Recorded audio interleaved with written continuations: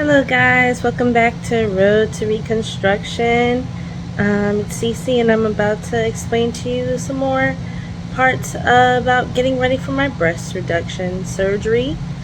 I have less than 20 hours until my surgery. So I went in for another consult and I'm going to tell you what they told me.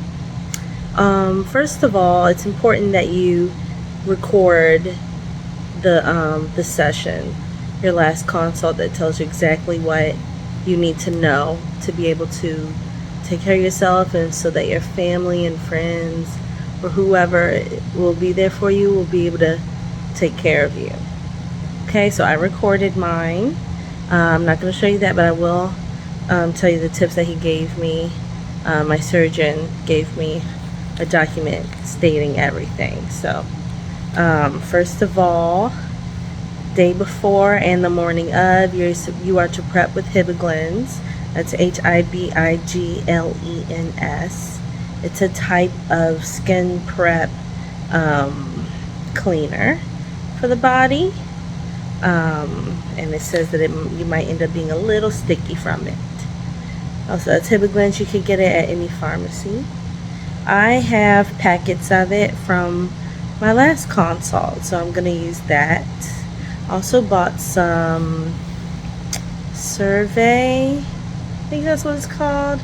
It's a body and facial cleanser for acne, but I'm going to use Hibiglens as recommended. So so I'm to do that the night before and the day before, and you're supposed to sleep and go to the surgery in clean clothes. Wear the clothes that you're going to wear after the surgery. Wear them when you're going to the surgery, and make sure that it's button up shirt. So I got this cute little checker pattern lumberjack shirt is what I like to call it. It's a red lumberjack shirt, button up. So that's what I'm gonna wear. What else? So during the consult, we went over the diet that I'll be eating. The day before, they don't want you to eat anything heavy, so no steak and burgers. And the night before, I'll say, if you eat dinner like 5 or 6, when you eat dinner, don't eat anything heavy. Eat like soups and salads. That's what they recommended. And then the after you come back from your surgery, you may not want to eat. You may feel nauseous. So they recommend soup and salad. So I'll be eating soup and salad tonight. I'm gonna go out and get a fountain size soup and salad, but I'm gonna eat soup and salad the night before, and then I'm going to do like hummus and spreads tomorrow. They said after the surgery, it may be a good idea to drink plenty of liquids, clear liquids, juices, jello, and soups. Clear soup, so like chicken noodle soup, things like that. I'm a vegan, so maybe like vegetable broth. I don't know. I don't know. I have to do a little bit more research, but clear foods is what they want. So maybe not my hummus, but clear foods that day. Then you can start eating whatever you want to eat. Usually my diet is pretty spicy. I'm going to try to stay away from spicy foods. Anyway, painkillers and things like that may give you constipation. So they recommend like soft foods and like Dulcolax or some kind of, what do you call it, Colace. Like stool softener, that's what they call it. Yeah. Let's see here. Medications, they'll be giving me an antibiotic, and they say only take it for the first 24 hours. So the night of my surgery, I'll take my first dose of the antibiotics, and then I'll take 3 more doses the next day, and that's it. Unless I start seeing some issues, some swelling that shouldn't happen, then I won't. Then I'll take the the full dose, but they only want me to do 4 tablets of antibiotics unless completely necessary. Yeah, so that's 4 pills in total, 1 every 8 hours. So I have to figure out from the end of my surgery, we'll start to calculate when my pill regimen. Also, I put all my pills together already. I'll show you that in a minute.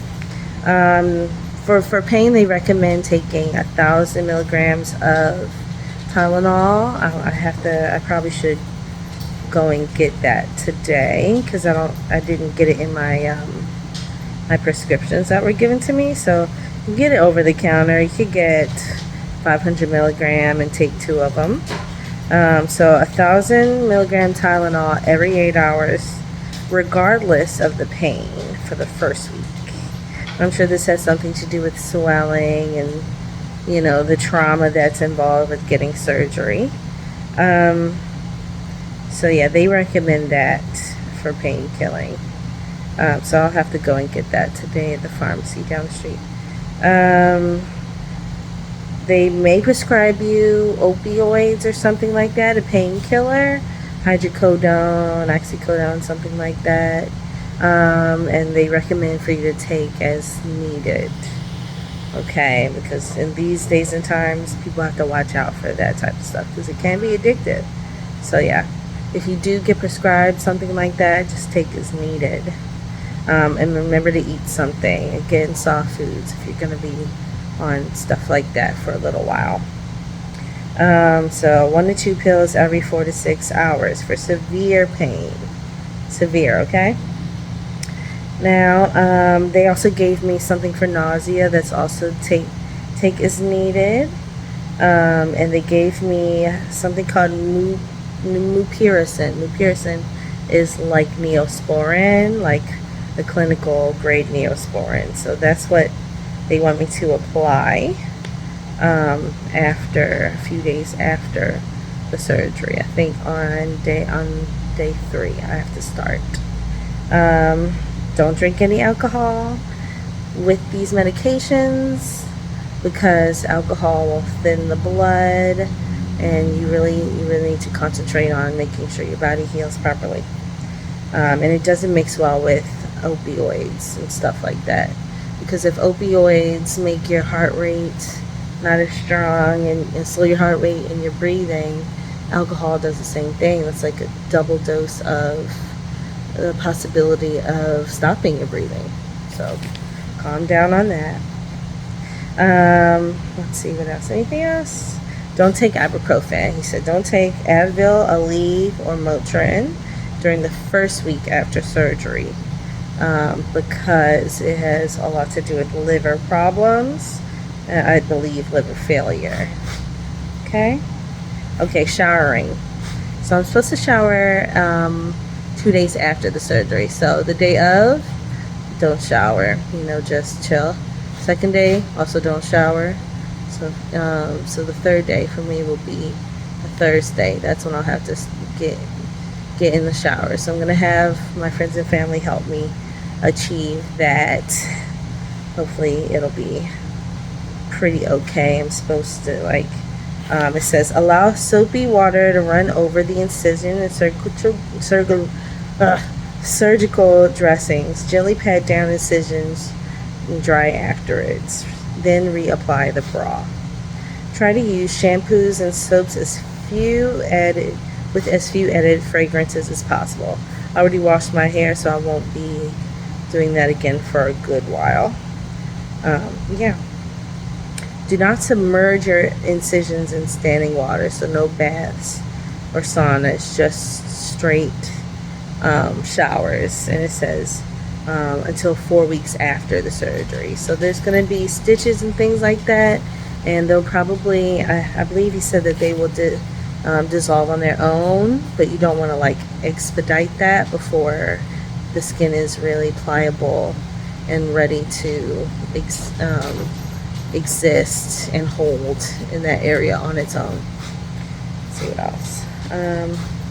Wound care after the surgery. You'll have several layers of gauze and pads. So just dab it with gauze, I guess, if there's a leak. But if it's gushing or anything like gushing with blood, then call your doctor.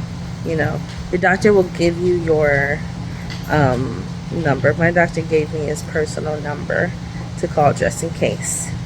Let's see. So after shower pat dry, there's no need to replace gauze pads.